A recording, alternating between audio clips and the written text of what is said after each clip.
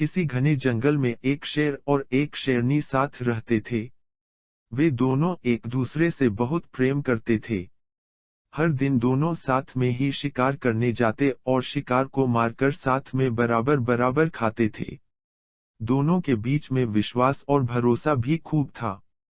कुछ समय के बाद ही शेर और शेरनी दो पुत्रों के माता पिता भी बन गए। जब शेरनी ने बच्चों को जन्म दिया, तो शेर ने उससे कहा कि अब से तुम शिकार पर मत जाना। घर पर रहकर खुद की और बच्चों की देखभाल करना। मैं अकेले ही हम सब के लिए शिकार लेकर आऊंगा। शेरनी ने भी शेर की बात मान ली और उस दिन से शेर अकेले ही शिकार के लिए जाने लगा। वहीं शेरनी घर पर रहती और बच्चों की देखभाल करती। बदकिस्मती से एक दिन शेर को कोई भी शिकार नहीं मिला। थक हार कर जब वह खाली हाथ घर की तरफ जा रहा था, तो उसे रास्ते में लोमड़ी का एक बच्चा अकेले घूमता हुआ दिखाई दिया। उसने सोचा आज उसके पास शेरनी और बच्चों के लिए कोई भोजन नहीं है, तो वह इस लोमड़ी के बच्चे को ही अपना शिकार बनाएगा। शेर ने लोमड़ी का बच्चा पकड़ा, लेकिन वह बहुत छोटा था, जिस वजह से वह उसे मार नहीं सका। वह उसे जिंदा ही पकड़कर घर लेकर चला गया। शेरनी के पास पहुंचकर उसने बताया कि आज उसे एक भी शिकार नहीं मिला। रास्ते में उसे यह लोमड़ी का बच्चा दिखाई दिया, तो वह उसे ही मार कर खा जाए।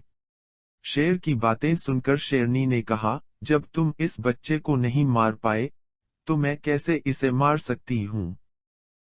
मैं इसे नहीं खा सकती हूँ। इसे भी मैं अपने दोनों बच्चों की ही तरह पाल पोस कर बड़ा करूंगी और यह अब से हमारा तीसरा पुत्र होगा।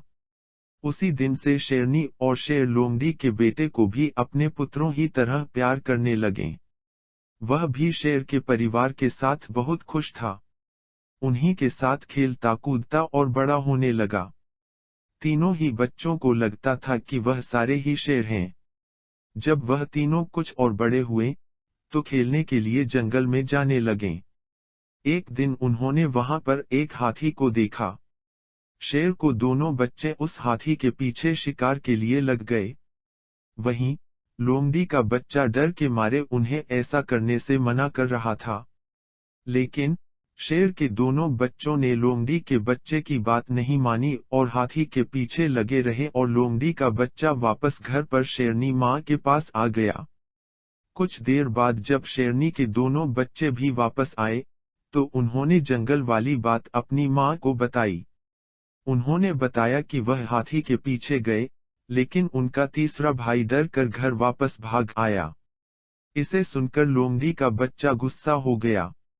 उसने गुस्से में कहा कि तुम दोनों जो खुद को बहादुर बता रहे हो, मैं तुम दोनों को पटक कर जमीन पर गिरा सकता हूँ। लोमड़ी के बच्चे की सुनकर शेरनी ने उसे समझाया कि उसे अपने भाइयों से इस तरह की बात नहीं करनी चाहिए। उसके भाई झूठ नहीं बोल रहे, बल्कि वे दोनों सच ही बता रहे हैं। शेरनी की बात भी लोमड़ी के बच्चे को अच्छी नहीं लगी। गुस्से में उसने कहा, तो क्या आपको भी लगता है कि मैं डरपोक हूं और हाथी को देखकर डर गया था? लोमड़ी के बच्चे की इस बात को सुनकर शेरनी उसे अकेले में ले गई और उसे उसके लोमड़ी होने का सच बताया।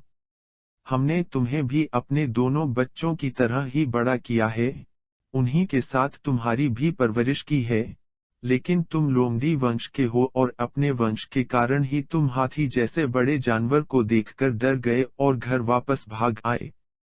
वहीं तुम्हें दोनों भाई शेर के वंश के हैं, जिस वजह से वह हाथी का शिकार करने के लिए उसके पीछे भाग गए।